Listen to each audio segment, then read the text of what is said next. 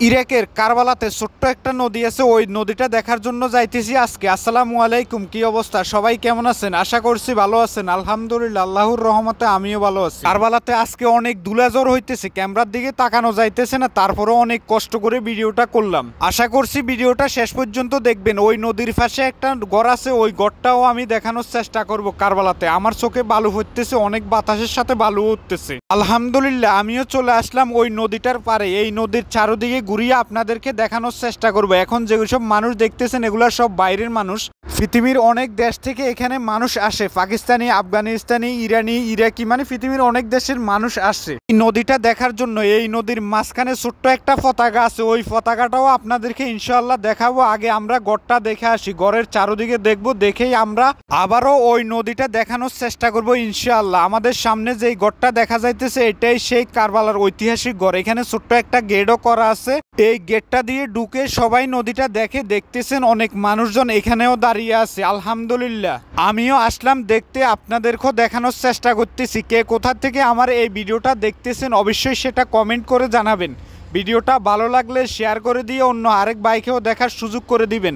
ইরাকের ঐতিহাসিক এইসব জায়গা দেখার জন্য পৃথিবীর অনেক দেশের লোক আসে। আপনারা দেখতেছেন, কেউ ছবি তুলতেছে, কেউ এখানে দাঁড়িয়ে কান্না করতেছে, কেউ আবার দোয়া দুরুজ পড়তেছে। যাই হোক, ওনারা যে দোয়া দুরুজ পড়তেছে, কান্না করতেছে, ওই সাউন্ডগুলো আমি তুলি না, এই কারণে হয়তো আপনারা বুঝতেছেন না। এই নদীর মাঝখানে ছোট্ট একটা পতাকাও দেখা যায়, হয়তো আপনারা দেখছেন।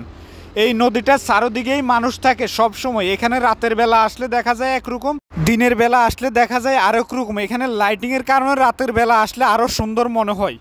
যাই হোক, এখানে যে পানি আছে ওই পানিগুলো কিন্তু অতটা পরিষ্কার না। এই নদীতে সাদা সাদা কিছু হাঁসও আছে, আমাদের বাংলাদেশে যে হাঁস আছে ওই হাঁসের মতন। হয়তো আমার পিছনে ক্যামেরায় ভালোভাবে আসতেছে না, যারা এখানে আসেন বা আসেন তারা হয়তো অনেকে জানেন। এই নদীটা চারদিকে এসএসের পাইপ দিয়ে ঘিরাও করা, চাইলেও আপনি ওখানে নামতেও পারবেন না, পানিগুলো স্পর্শও করতে পারবেন না। যদিও এখানকার পানি কেউ স্পর্শ করতে পারে না বা পানিতে নামতে পারে না, তারপরেও সকাল বিকাল রাতে সবসময় এখানে মানুষে থাকে ভরপুর।